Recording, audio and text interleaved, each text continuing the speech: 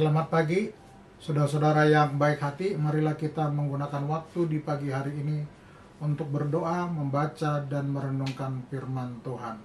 Mari kita berdoa. Terima kasih ya Tuhan untuk pagi hari yang indah ini. Tuhan telah bangunkan kami dengan nafas kehidupan baru. Kami rindu untuk mendengarkan firman-Mu, renungan pagi buat kami. Berkati kami, sertai kami, dan begitu juga saudara-saudara kami yang mendengarkannya. Terima kasih Tuhan. Amin. Renungan pagi pada tanggal 19 Agustus 2023. Nats kita diambil dari Ibrani pasal 13 ayat 5. Demikianlah isi firman Tuhan. Janganlah kamu menjadi hamba uang, dan cukupkanlah dirimu dengan apa yang ada padamu. Karena Allah telah berfirman, Aku sekali-kali tidak akan membiarkan engkau, dan aku sekali-sekali tidak akan meninggalkan engkau. Dalam bahasa Batak, unang ma marholong niroha dihepeng pangalahomuna. Hasabapok kamuma na adong. Ibana sadiri domandok, sadok naso tadikonoku doho, sadok naso pasoboku doho.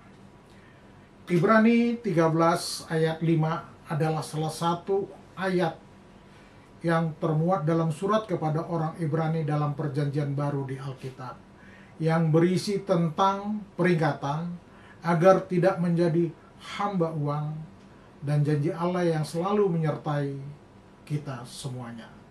Berarti dalam nats ini ada 2 poin.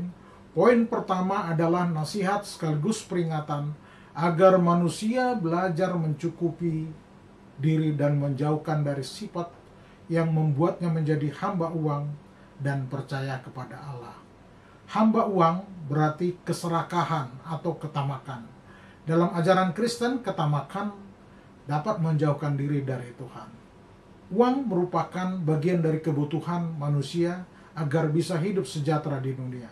Sayangnya, tidak sedikit orang yang selalu mencintai uang dan malah melupakan siapa yang memberikannya, yaitu Tuhan. Besarnya rasa cinta terhadap uang dapat menjerumuskan manusia kepada hal-hal duniawi. Karena cinta uang berarti telah menggeser Allah dari hatinya. Hal inilah yang diperingatkan pada ayat ini. Uang sebenarnya tidak jahat, tapi cinta uang itulah yang bisa berakhir kepada kejahatan. Seharusnya bukan uang yang memperhambakan manusia, melainkan manusialah yang harus menguasai uang.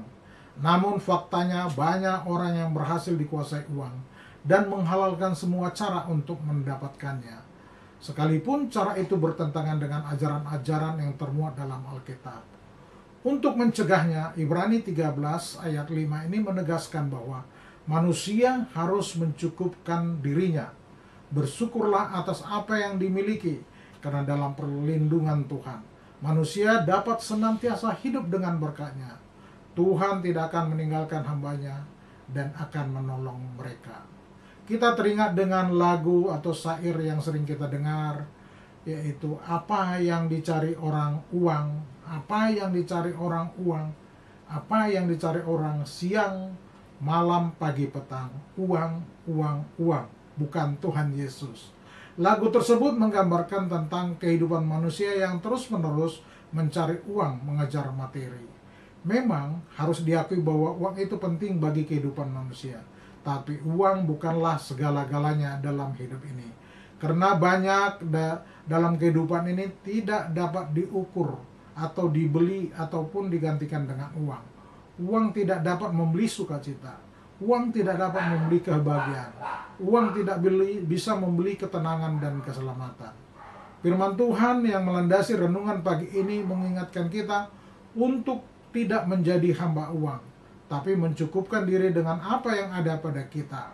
Hal ini juga berarti kita harus bersyukur dengan apa yang kita miliki.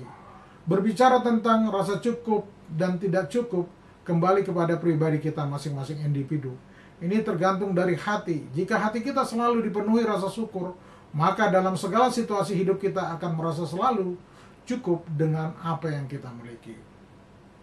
Cukup bukan berarti kita berhenti saja bekerja dan berusaha yang kita tekuni selama ini, kemudian berpuas diri. Kita akan senantiasa merasa cukup dengan apa yang kita miliki dan dapatkan dalam kerja keras kita dan usaha kita, bukan dengan apa yang belum kita miliki dan dapatkan. Syukurilah apa yang ada dan bukan apa yang belum ada. Poin kedua, yaitu ketika firman Tuhan berkata, "Aku tidak pernah membiarkan dan meninggalkan engkau." Cara Allah menggenapi firman itu bisa beragam cara. Terkadang bisa berupa ketenangan dalam hati dan pikiran kita, tapi bisa pula dalam pertolongan dari sesama kita, seperti pengalaman hidup orang lain. Janji firman Tuhan tersebut bila direnungkan dengan sungguh-sungguh dapat menguatkan iman kita, sehingga kita berkata, Tuhan adalah penolongku. Apa yang perlu kukhawatirkan? Jika iman semakin kuat, keyakinan terhadap pertolongan Allah pun tak akan mudah digoyahkan. Kesetiaan Allah sangat teruji sejak manusia dijadikan sampai hari ini. Tuhan Yesus pernah berjanji, Ia akan menyertai umatnya sampai akhir zaman. Itu dapat dibaca di Matius 28 ayat 20.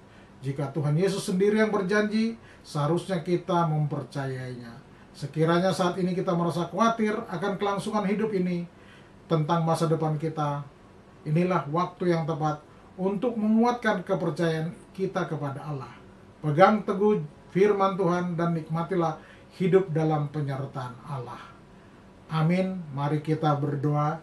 Terima kasih ya Tuhan, Engkau telah ingatkan kami supaya kami tidak menjadi hamba uang, dan kami mampu mengatakan cukup, dan kami mampu bersyukur untuk segala yang ada yang Tuhan telah berikan kepada kami. Terima kasih, biarlah Tuhan selalu menyertai dan menguatkan kami. Amin. Bapa kami yang di sorga, dikuduskanlah namamu, datanglah kerajaan-Mu, jadilah kehendak-Mu di bumi seperti di sorga. Berilah kami pada hari ini makanan kami yang secukupnya, dan ampunilah kesalahan kami, seperti kami juga mengampuni orang yang bersalah kepada kami. Dan janganlah membawa kami ke dalam pencobaan, tetapi lepaskanlah kami daripada yang jahat, karena Engkau yang punya kerajaan, dan kuasa, dan kemuliaan sampai selama-lamanya. Amin. Kasih anugerah dari Yesus Kristus, dan kasih setia dari Allah Bapa, serta persekutuan dari Roh Kudus, yang menyertai kita dari dulu, sekarang, dan sampai selama-lamanya. Amin.